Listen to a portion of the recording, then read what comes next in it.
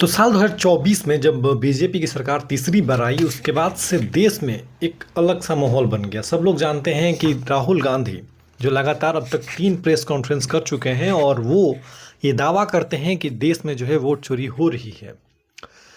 मैं इससे पहले उनके कुछ फैक्ट्स पे ऑब्वियस सी बात है कि मैं शक करता था कि शायद ऐसा पॉसिबल नहीं है। मतलब एक व्यक्ति जो है वो 2 जगह कैसे रजिस्टर हो सकता है, जहां इलेक्शन कमीशन लगातार ये दावा करता है कि एक व्यक्ति जो है वो 2 जगह वोट नहीं डाल सकता है। साथ ही ये भी कहता है कि अगर कोई व्यक्ति इसी साल जो है किसी और इलेक्शन में जाकर के वोट डाला है, तो फिर वो दूसरे जगह पे जाके तुरंत वोट नहीं डाल सकता है। लेकिन कल बिहार में पहले चरण की वोटिंग हुई और इस दौरान मैं काफ़ी ज़्यादा एक्टिव था इलेक्शन को लेकर के। और मैंने देखा कि कैसे जो लोग हैं दिल्ली के काफ़ी बीजेपी कार्यकर्ता खास करके, वो लोग दिल्ली के चुनाव में वोट डाले हैं, विधानसभा चुनाव में। और उसके बाद अब ये आकर के बिहार में भी वोट डाले हैं। मतलब ये कैसे पॉसिबल है कि 8 महीने पहले तुम फरवरी में जब इलेक्शन था दिल्ली में, तब वहाँ पर वोटिंग करी, फिर वहाँ से आकर के बिहार में यहाँ भी आकर वोटिंग कर दी। और इसमें कार्यकर्ता छोटे-छोटे लोगों की बात नहीं हो रही है। वो तो घर वोट डाल के अपने घर पे होंगे, अगर वो सोशल मीडिया पे पोस्ट किए होंगे तो लोगों को इतना पता नहीं होगा कि इससे पहले भी वो जाकर वोट डाले हैं। लेकिन इस लिस्ट में बड़े नामों की जब एंट्री हो जाती है तो ऐसा लगता है कि नहीं, कहीं तो कहीं धांधली है। अब देखो मैं बताता हूँ तुमको कैसे।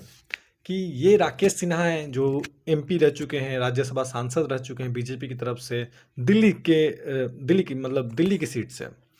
और पिछली बार जब ये 2024 में इनका कार्यकाल खत्म हो गया था, उसके बाद इन्होंने 2025 के विधानसभा चुनाव में जो है वोट डाली थी दिल्ली में रेखा गुप्ता की सरकार के लिए। और उसके बाद वे बिहार आए हैं और बेगूसराय में इन्होंने अपना वोट डाला है। इन्होंने इसके पहले जब विधानसभा में वोटिंग करी थी, उस टाइम भी इन्होंने अपने सोशल मीडिया प्लेटफॉर्म पे फोटो शेयर की, बताया कि इन्होंने वोटिंग करी है। उस समय इनके साथ इनके परिवार वाले भी थे। लेकिन अब ये बिहार पहुंचे हैं और यहाँ पर भी इन्होंने वोटिंग करी है। और उसके बाद फिर उन्होंने सोशल मीडिया पे फोटोज रखी हैं और बताया है कि इन्होंने वोटिंग करी है। मतलब 8 महीने में दूसरे विधानसभा में से इसी विधानसभा में आ गए। ये फोटो जो है अब सोशल मीडिया पे खूब वायरल हुआ, खूब वायरल हुआ। जब इसमें आप नेता, कांग्रेस पार्टी के कई सारे नेता और कांग्रेस पार्टी का मुख्य पेज जो है सोशल मीडिया पे, उसने भी फोटोज पोस्ट किए और बताया कि ये लोग जो हैं दिल्ली में भी वोट डाले थे और अब ये आकर के बिहार में भी वोट डाले हैं। तो जो राहुल गांधी अपने वोट चोरी वाले में क्लेम करते हैं कि एक व्यक्ति जो है वो 2 जगह 3 जगह जा करके वोट डालता है हर अलग अलग स्टेट में। जैसे कर्नाटक का महादेव जो सीट था, उसमें भी कई सारे लोग ऐसे निकले थे जो उस वक्त इलेक्शन में वहाँ वोट किए थे। फिर 8-5 महीने बाद जब महाराष्ट्र में इलेक्शन हुआ तो वहाँ भी वो लोग पहुँच करके वोट दे दिए। मतलब कितना फ्री हो, सोचो कि एक स्टेट में तुम नौकरी करते हो, फिर वहाँ से निकल करके वोट देने के लिए तुम अपने दूसरे स्टेट जाते हो, फिर वहाँ भी वोट दबाते हो, फिर किसी और स्टेट में इलेक्शन होता है, फिर तुम वहाँ भी पहुँच जाते हो। मतलब तुम्हारी नौकरी कहाँ है, तुम्हारे काम कहाँ है, जो तुम सब छोड़कर सिर्फ वोट देने में लगे हो। ये एक सोचने वाली बात है। अब इनका फ़ोटो वायरल होने के बाद इन्होंने अपना वीडियो भी जारी किया, बताया कि नहीं भैया ऐसा तो कुछ नहीं है, ये दिल्ली में वोट डाले हैं, जो कि सच है। लेकिन उसके बाद ये अब अपना नाम जो है ट्रांसफ़र करा करके बिहार आ गए हैं और वहाँ पर इन्होंने फिर से वोट डाली है। तो इसमें गलत क्या है, ऐसा उनका कहना है। लेकिन इलेक्शन कमीशन कहता है कि एक व्यक्ति एक ही विधानसभा सीट से जो है वोट डाल सकता है। फिर ये 8 महीने बाद बिहार कैसे ट्रांसफ़र हो गया अचानक, सोचने वाली बात है। अब देखो मुझे लगता है कि राहुल गांधी जब इसके बाद नेक्स्ट टाइम प्रेस कॉन्फ्रेंस करेंगे तो उनका भी फोटो कहीं ना कहीं वो जरूर दिखाएंगे और कहेंगे कि देखो बीजेपी का ये सांसद है और ये इससे पहले वोट दिल्ली में डाला था और अब जाके बिहार में डाला है। चलो ये तो एक बड़े आदमी की बात होगी, मतलब ठीक ठाक रेपुटेटेड आदमी है इनका। लेकिन इनके अलावा बीजेपी के कार्यकर्ताओं में से कई सारे लोग जो हैं वो 2025 के विधानसभा सीट दिल्ली में भी वोट डाले हैं और उसके बाद ये लोग फिर वापस आ करके बिहार में भी वोट डाले हैं। ऐसे कई लोग हैं, मतलब भर भर के जिसे बोल सकते हो कि जैसे 10 लोग तो लगभग वायरल हो गए हैं यार। तुम सोचो कि सोशल मीडिया ज़माने में 10 लोग और जो हैं वायरल हो गए सोशल मीडिया पर, इन सारे मतलब पुराने और नए पोस्ट मिला करके। और सोचो इसमें कई लोग ऐसे होंगे जो शायद पोस्ट किए ना होंगे, कई लोग ऐसे होंगे जो अभी किए होंगे लेकिन इसके पहले नहीं किए होंगे। तो ये भी तो है कि उनका पुराना पोस्ट वायरल हो गया होगा, सबको बताया कि हाँ इन्होंने इससे पहले वोट डाला था, देन फिर से इन्होंने इस बार भी वोट डाला है।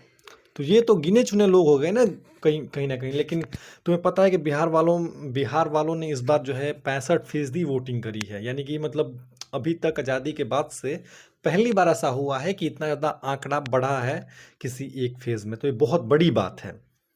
ये भी रीज़न हो सकता है कि सारे लोग जो हैं कहीं न कहीं डुप्लीकेट वोटर्स भी इसमें हो सकते हैं। लेकिन सवाल अब यहाँ पे इलेक्शन कमीशन पे होता है कि यार उन्होंने 65 लाख लोगों के वोट काट मतलब नाम काटे हैं वोटर आईडी कार्ड से, और ये कहा कि ये लोग कहीं और जाकर के विस्थापित हो गए हैं। कई लोग जो हैं इनमें से वो मर चुके हैं या फिर अपने अस्थायी पते पे नहीं मिले हैं। ये सारे कारणों को बताते हुए 65 लाख वोटरों के नाम काटे गए। और जब कल इलेक्शन हो रहा था तो इस दौरान कई ऐसे लोग थे जो जिंदा थे, वोट देने गए थे, लेकिन उनको वोट देने नहीं दिया गया। कहा गया कि आपका जो नाम नहीं है। दूसरा तरीका, कई लोगों के वोट इसलिए नहीं पड़े क्योंकि कई लोग जो बूथ पे जब जाते थे वोट देने के लिए तो उनको एक पर्ची मिलती है जो कि नहीं मिल रही थी। उनका कहना था कि जाओ भैया ऑनलाइन निकाल कर लाओ, लेकिन कई महिलाएं जो गांव के लोग हैं खास करके, उनके लिए पॉसिबल नहीं है कि वो अपना वोटर आईडी कार्ड का एक पर्ची जो है वो ऑनलाइन निकलवा करके प्रिंट करा करके लाएं और वोट देने जाएं। लेकिन ये ज़िम्मेदारी जो होती है वो बीएलओ की होती है कि कोई भी वहाँ पर जो भी वोट देने इलेक्शन कमीशन की तरफ से लोग बैठे होते हैं, ये उनकी ज़िम्मेवारी है कि हर एक आदमी जिसके पास अपना वोटर आईडी कार्ड है, उसका नाम है, वो जा कर के वोट दे। लेकिन कल के बिहार इलेक्शन में ये सब भी नहीं देखने को मिला है। जहाँ कई लोग इसकी वजह से वोट नहीं दे पाए, कई लोगों के नाम कट गए थे, कई लोग जिंदा थे, उनके पास वोटर आईडी कार्ड था लेकिन उनका नाम जो है वोटर लिस्ट में नहीं था।